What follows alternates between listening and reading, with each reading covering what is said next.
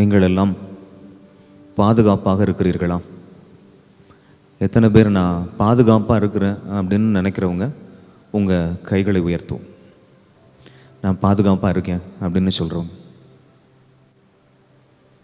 Okay, இல்லை பாதுகாப்பாக நான் இருக்கிறேன்னா இல்லைன்னே எனக்கு தெரில. ஒன்று பாதுகாப்பாக இருக்கிறேன் அப்படின்றதுக்கு பதில் அம்மா பாதுகாப்பாக இருக்கிறேன், இல்லைன்னா நான் பாதுகாப்பாக இல்லை. இப்போ மூன்றாவது ஒரு கேள்வி, நான் ரெண்டாவது கேள்வி விட்டுறேன். மூணாவது கேள்வி, நான் பாதுகாப்பாக இருக்கிறேன்னா இல்லையான்னு எனக்கு தெரில அப்படின்றவங்க கொஞ்சம் கை உயர்த்துங்க. அன்புக்குரிய சகோதர சகோதரிகளே, நிறைய நேரங்களில் இன்றைக்கி சில குடும்பங்களில் கணவனுடைய மிக முக்கியமான ஒரு பொறுப்பு மனைவியையும் குழந்தை செல்வங்களையும் பராமரிக்க வேண்டும், பாதுகாக்க வேண்டும். இன்றைக்கி நிறைய குடும்பங்களில் மனைவிமார்கள் அவர்களுடைய அந்த ஆசீர்வாதம், கடவுள் அவர்களுக்கு கொடுத்த அந்த ஆசீர்வாதத்தின் பிரகாரம் ஒருவேளை கணவன் இறந்த பிற்பாடு அல்லது கணவன் வாழ்கின்ற நாட்களில், இயலாமைகள் பலவீனங்களோடு வாழ்கின்ற நாட்களிலே கணவனையும் பாதுகாத்து கொண்டு பராமரித்து கொண்டு குழந்தைகளையும் பராமரித்து கொண்டு பாதுகாத்து கொண்டு வாழ்கின்ற எத்தனையோ பெண்கள் இன்று தங்களுடைய வாழ்க்கையில் போராடி கொண்டிருக்கிறார்கள் அப்படின்னு சொன்னால் அது மிகையாகாது. நாம் எல்லாம் இன்னைக்கு பாதுகாப்பாக இருக்கிறோமா அப்படின்னு சொன்னால் அது ஒரு பெரிய கேள்விக்குறியாக இருக்கிறது. நிறைய அபிஷேகம் மிக்க நபர்கள் நாம் பாதுகாப்பாக இருக்க வேண்டும்னா என்ன செய்யணும் அப்படின்னு சொல்கிறாங்க. நமக்கு கத்தோலிக்க கிறிஸ்துவ ஆண்டவர் இயேசு கிறிஸ்துவை விசுவசிக்கிற நம்புகிற உறவுகள் பாதுகாப்பாக இருக்கணும் அப்படின்னா அந்த பாதுகாப்பிற்காக அவங்க கொடுக்குற வழிகாட்டுதல் என்னவா இருக்கும்? என்ன எல்லாம் யோசிக்கிறீங்க? அப்படி பாதுகாப்பாக நம்ம இருக்கணும்னா என்ன பண்ணணும்? இப்போ ஒரு நம்முடைய பகுதியில் இப்போ எலெக்ஷன் வருது. கவுன்சிலர் அப்புறம் செயலர் அப்படி நிறைய பேர் இந்த பகுதியை இந்த பகுதி முழுமைக்கும் நாங்கள் பொறுப்பெடுத்துக் கொள்கிறோம். நாங்கள் மின்விளக்கு இந்த பகுதியில் போட்டிருக்கிறோம், சாலைகள் எல்லாம் போட்டிருக்கிறோம், அப்படி நிறைய சாக்கடை வசதிகள்லாம் நாங்கள் செய்து கொடுத்துருக்குறோம். பதவியில் இருக்கிறார்கள், காவல்துறை உறவுகள் இருக்கிறாங்க. இன்றைக்கி நம்ம வீடை சேஃபாக நிறைய நேரங்களில் ஆண்களை விட பெண்கள் ஒரு முறைக்கு 2 முறை பூட்டை போய் எழுத்து பார்த்துட்டு அதுக்கப்புறம் தான் வீட்டை விட்டு வெளில வர்றான். அன்புக்குரிய சகோதர சகோதரிகளே, அப்போ பாதுகாப்பை நம்ம உறுதிப்படுத்துகிறோம். ஒரு வேளை நம்ம வீடு கரெக்டாக பூட்டியிருக்கிறோமா, பீரோ கரெக்டாக பூட்டியிருக்கிறோமா, அல்லது விலை உயர்ந்த பொருட்கள் எங்கே வச்சுருக்கிறோமோ அந்த பொருட்கள் எல்லாம் பாதுகாப்பாக வச்சுருக்கிறோமா அப்படின்னு உறுதிப்படுத்தி கொள்கிறோம். நம்ம பகுதியில் குறிப்பாக கூர்க்கா வரார், விசில் ஊதிக்கிட்டு வரார் நைட்லலாம். அல்லது புதிய ஆட்கள் வருகின்ற பொழுது கிராமப்புறங்களில் அல்லது நம்முடைய ஏரியாவில் யாராவது புதுசாக வர்றாங்கன்னா நம்ம எந்த ஊர்லேருந்து வர்றீங்க, என்ன பண்ணுறீங்க அப்படின்னு கேட்கக்கூடிய விஷயங்கள் எல்லாம் நம்ம பார்க்குறோம். இதெல்லாம் பாதுகாப்பை உறுதிப்படுத்துவதற்காக. அதை தாண்டி காவல்துறை, நம்முடைய உயரதிகாரிகள், காவல்துறை நண்பர்கள் தொடர்ந்து பயணம் செய்து கொண்டே இருக்கிறாங்க. நான் கடந்த முறை ஒரு சில செய்திகளில் சொல்லியிருக்கேன்.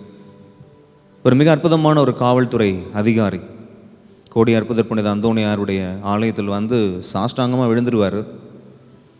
மந்திரிக்கப்பட்ட அந்த தீர்த்தத்தை எடுத்துகிட்டு இரவு ரோந்து பணிகளில் அவர் பயணிக்கின்ற பொழுது எல்லா இடத்துலையும் தீர்த்தம் தெளிச்சுக்கிட்டே போவார். அப்போ அவர் அதற்கு கொடுக்கக்கூடிய விளக்கம் என்னன்னா, நான் பயணம் செய்யக்கூடிய இந்த இடங்களில் எந்த திருட்டோ கொள்ளையோ கொலையோ விபத்துகளோ எதுவும் நேராதபடி கடவுள் பாதுகாக்க வேண்டும் என்று சொல்லி அவர் 2 வீலரில் போவார். 2 வீலரில் போகும்போது எல்லா பக்கமும் ஹோலி வாட்டர் ஸ்ப்ரிங்கிள் பண்ணிட்டே போவார். எனக்கு தெரிந்த சில இல்லங்களில் காலை எழுந்தவுடனே கணவன் மனைவியாக ஜெபித்துட்டு ஒவ்வொரு நாளும் மந்திரிக்கப்பட்ட ஆசீர்வதிக்கப்பட்ட தீர்த்தத்தை எடுத்து வீடு முழுவதும் தெளிக்கின்ற கணவன்மார்கள் உண்டு. நம்ம நிறைய நேரங்களில் காலையில் எழுந்திரிச்ச உடனே குளிச்சுட்டு ப்ரேயர்லாம் பண்ணிவிட்டு சில பேர்லாம் ஊதுபத்தி எடுத்து அப்படி படத்துக்கு முன்னாடி சுற்றிட்டு இருப்பான். அல்லது அது இன்னும் கொஞ்சம் அப்படியே நம்ம பின்னாடி போனோம்னா சாம்பிராணி வெள்ளிக்கிழமையில் அப்படியே நல்லா குளிச்சுட்டு சாம்பிராணி போட்டு எல்லா பக்கமும் காட்டிக்கிட்டு இருப்பான். அன்புக்குரியவர்களை, ஒவ்வொருவரும் நம்ம பாதுகாப்பை உறுதிப்படுத்துவதற்காக இன்றைக்கி நிறைய காரியங்கள் நம்ம செய்கிறோம். ஒவ்வொரு குடும்பங்களுக்கு முன்னாடி மிக்கேல் அதிதூதருடைய ஒரு புகைப்படம் இருக்கும். வீட்டுக்கு மிக்கேல் அதிதூதர் பாதுகாப்பாக இருக்குது. சில நேரங்களில் சில இறை வார்த்தைகள் வீட்டுக்கு முன்னாடி நம்ம எழுதி வச்சுருப்போம். அன்புக்குரியவர்களே, இவையெல்லாம் தாண்டி நீங்களும் நானும் பாதுகாப்பாக இருக்கிறோமா? பாதுகாப்பாக இருக்கிறதுக்கு என்ன பண்ணுறோம்? நிறைய அபிஷேகமிக்க நபர்கள் இந்த நாளில் நமக்கு சொல்லிக் கொடுக்கக்கூடிய ஒரு வழிகாட்டுதல் திருப்பாடல் 91 திருப்பாடல் 121 நீங்கள் ஜெபிங்க. இது பாதுகாப்புக்கான ஒரு திருப்பாடல். ஒரு வேளை வீட்டிலேருந்து வெளியில் போகும்போது அல்லது இரவு உறங்குவதற்கு முன்னாடி நீங்கள் இந்த திருப்பாடலை ஜெபிங்கன்னு சொல்கிறாங்க. இன்றைக்கி கூறியவர்கள் எரேமியா புத்தகத்தில் நம்ம முதல் வாசகத்தில் நாம் வாசித்தோம். நம்ம எடுத்து வாசிப்போம் இந்த இறை வார்த்தையை. அப்போ அவர் ஒரு கேள்வி நம்மள்கிட்ட கேட்குறாரு. என்னென்னா, எரேமியா புத்தகம் 7வது அதிகாரம் 10வது வசனத்தில் இந்த இறை வார்த்தை நம்ம கொடுக்கப்படுகிறது. இந்த பாதுகாப்பை குறித்து இறைவாக்கினர் எரேமியா வழியாக கடவுள் நமக்கு ஒரு மிக அழகான ஒரு செய்தியை நமக்கு சொல்கிறார். இந்த இறை வார்த்தை நம்ம வாசிப்போம். எரேமியா 7வது அதிகாரம் 10வது வசனம், ஜெரேமியா சாப்டர் 7 verse 10. இணைந்து வாசிப்போம். ஆயினும் என் பெயர் விளங்கும் இந்த கோவினுள் வந்து என் முன் நின்று கொண்டு நாங்கள் பாதுகாப்பாய் உள்ளோம் என்கிறீர்கள். அருவருப்பான இவற்றை செய்யவா இந்த பாதுகாப்பு? மீண்டும் ஒரு முறையாக இணைந்து நம்ம சத்தமாக இந்த இறை வார்த்தை வாசிப்போம். ஆயினும் என் பெயர் விளங்கும் இந்த கோவினுள் வந்து என் முன் நின்று கொண்டு நாங்கள் பாதுகாப்பாய் உள்ளோம் என்கிறீர்கள். அருவருப்பான இவற்றை செய்யவா இந்த பாதுகாப்பு? ஆண்டவர் நம்ம பார்த்து, நான் கேட்ட அதே கேள்வி நம்ம எல்லாரையும் பார்த்து கேட்குறாரு. நீங்கள்லாம் பாதுகாப்பாக இருக்கிறீங்களா? நீங்கள் எல்லாம் பாதுகாப்பாக இருக்கணும்னு சொல்லி ஆலயத்துக்கு வர்றீங்க. ஆலயத்துக்கு வந்து நான் ஆலயத்துக்கு வந்துட்டேன், அதனால் நான் பாதுகாப்பாக இருக்கிறேன், நான் ஒவ்வொரு நாளும் திருப்பலியில் பங்கெடுக்கிறேன், நான் வந்து என்னுடைய திறமைகளெல்லாம் கடவுளுடைய மகிமைக்காக பயன்படுத்துகிறேன் அப்படின்னு சொல்கிறதுனால ஒரு மனிதன் பாதுகாப்பை பெற்றுவிட முடியுமா? இப்போ இன்றைக்கி திருப்பாடல் நம்ம வாசித்தோம். வேற்றிடங்களில் 1000 நாட்கள் வாழ்வதை விட உம்முடைய ஆலய முற்றங்களில் நான் ஒரு நாள் இருந்தாலே போதும், வாயில் காவலனாக நான் இருந்தால் கூட போதும் அப்படின்னு இந்த இறை வார்த்தை சொல்கிறது. இறைவாக்கினர் வழியாக ஆண்டவர் நம்ம கேட்கக்கூடிய கேள்வி, நீ கோயிலுக்கு வந்தால் பாதுகாப்பாக இருக்குன்னு யார் சொன்னா? ஆண்டவருடைய இல்லத்தில் நீ வந்து ஆண்டவருடைய சமூகத்தில் நின்று கொண்டு நான் பாதுகாப்பாக இருக்கிறேன் அப்படின்னு நம்ம சொன்னால் அந்த பாதுகாப்பு உறுதிப்படுத்தப்படுகிறதுனா ஒரு கேள்விக்குறி வைக்கிறாராங்க. எரேமியா புத்தகம் 7வது அதிகாரத்தில் நீங்களும் நானும் பாதுகாப்பாக இருக்கணும்னா என்ன செய்யணும் அதை மிக அழகாக நமக்கு சொல்லி கொடுக்குறார். வாசிப்போம். எரேமியா புத்தகம் 7வது அதிகாரம் 3வது இறை வார்த்தை. வீட்டில் உங்களுக்கு டைம் கிடைக்கும் போது இந்த இறை வார்த்தையை நீங்கள் கேட்கின்ற பொழுது 5வது இறை வார்த்தையிலேருந்து அப்படியே தொடர்ந்து வாசிச்சு பாருங்கள். என்ன செய்யணும், என்ன செய்யக்கூடாது, எதையெல்லாம் நான் செய்தால் பாதுகாப்பாக இருப்பேன், எதையெல்லாம் செஞ்சுட்டு நான் ஆண்டவருடைய கோயிலுக்குள்ளே வந்து நான் பாதுகாப்பாக இருக்கிறேன் அப்படின்னு நீங்கள் நினச்சிங்கன்னா நீங்கள் பாதுகாப்பாக இல்லை அப்படின்னு ஆண்டவர் சொல்கிறார். வாசிப்போம். இன்னைக்கு எதை செய்தால் நாம் பாதுகாப்பாக இருப்போம்?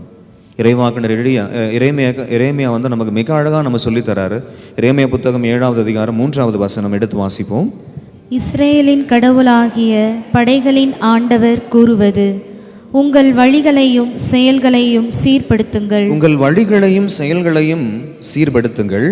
நான் இந்த இடத்தில் உங்களை குடியிருக்க செய்வேன். நான் இந்த இடத்தில் உங்களை குடியிருக்க செய்வேன். இன்னைக்கு நிறைய பேர் வந்து பார்த்தீங்கன்னா, ஒரு தொழில் செய்கிறீங்க, அந்த தொழிலில் நஷ்டம் ஏற்படுகிறது, அல்லது ஒரு இல்லத்தில் வசிக்கிறீங்க, அந்த இல்லத்தில் உங்களால் வசிக்கவே முடியல, அல்லது ஒரு பங்கில் இருக்கிறீங்க, அல்லது ஒரு அன்பியத்தில் இருக்கு, மாறிக்கிட்டே இருக்கிறீங்க, குடும்பத்தில் நிம்மதியாக வாழ முடியல, ஒரு வியாபாரம் செய்ய முடியல. காரணம் என்னென்னா, நான் ஆண்டவருக்குள்ளே நான் பாதுகாப்பாக இருக்கிறேன், ஆண்டவருடைய ஆலயத்துக்குள்ளே வந்து பாதுகாப்பாக இருக்கிறேன் அப்படின்னு நம்ம நினச்சிக்கிட்டு இருக்கிறோம். ஆனால் கடவுள் விரும்பாத அருவருப்பான செயல்களை செய்து கொண்டு நான் பாதுகாப்பாக இருக்கிறேன்னா அப்படி உன்னால் இருக்க முடியாது. அன்புக்குரியவர்கள், இதைத்தான் மிக அழகாக நமக்கு அபிஷேகமிக்க நபர்கள் சொல்கிறாங்க. நீங்கள் ஒரு கதவுகளையோ, ஒரு ஜன்னலையோ, ஒரு விண்டோவையோ, அல்லது ஏதாவது ஒரு சின்ன இடத்த நீங்கள் சாத்தானுக்கு திறந்து வச்சிட்டீங்க அப்படின்னா நீங்கள் பாதுகாப்பாக இருக்கிறீர்கள் என்று நீங்கள் நினைத்து கொள்ள முடியாது. அப்போ ஆண்டவர் சொல்கிறாரு, உன் வழிகளை, உன் செயல்களை எல்லாம் சீர்படுத்து. அப்போ உன்னுடைய வாழ்க்கை முறை எப்படி இருக்கணும் அப்படின்னு ஆண்டவர் மிக அழகாக சொல்கிறார். எரேமியா புத்தகம் 7வது அதிகாரம் 5வது இறை வார்த்தையிலிருந்து மிக தெளிவாக சொல்கிறார், நீ இதையெல்லாம் நீ கடைபிடித்தால். இன்னைக்கு திருப்பாடல் 84 ஆண்டவர் சொல்கிறாரு, ஆண்டவர் ஒரு மனுஷனுக்கு வலிமையை கொடுக்குறான் என்று சொன்னால் அவன் நடந்து போனாலும் இன்னும் அதிகமான வலிமையை பெறுகிறான். அப்படின்னா என்னன்னா, அன்புக்குரிய சகோதர சகோதரிகளை, நீ இதெல்லாம் செய்தா நீ இந்த இடத்துல குடியிருப்ப, உனக்கு வலிமையை நான் கொடுக்குறேன், நீ என்னுடைய இல்லத்தில் வருகின்ற பொழுது அந்த இல்லம் எப்படிப்பட்டதாக இருக்கும் என்று சொன்னால் உனக்கு ஆசீர்வாதமாக இருக்கும், பாதுகாப்பாக இருக்கும்.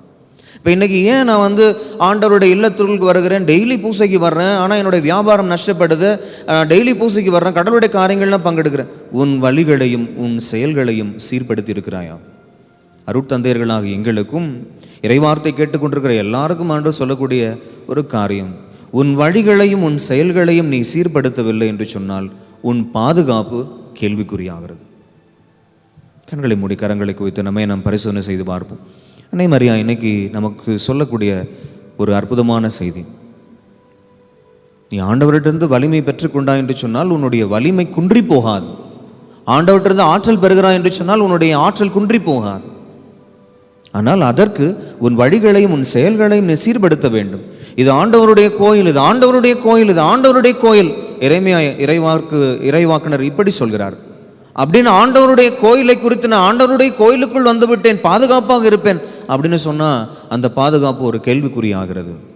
ஆண்டவர் விரும்பாத அருவருப்பான செயல்களை எல்லாம் நீ உன் வாழ்க்கையிலிருந்து விட்டுவிட. ஆண்டவர் உன்னிடமிருந்து எதிர்பார்ப்பது உன் முயற்சியை. கடவுள் அருள் கொடுக்கிறார். உன் வழிகளை உன் செயல்களை செம்மைப்படுத்து, ஆண்டவருடைய பாதுகாப்பு உறுதிப்படுத்தப்படும்.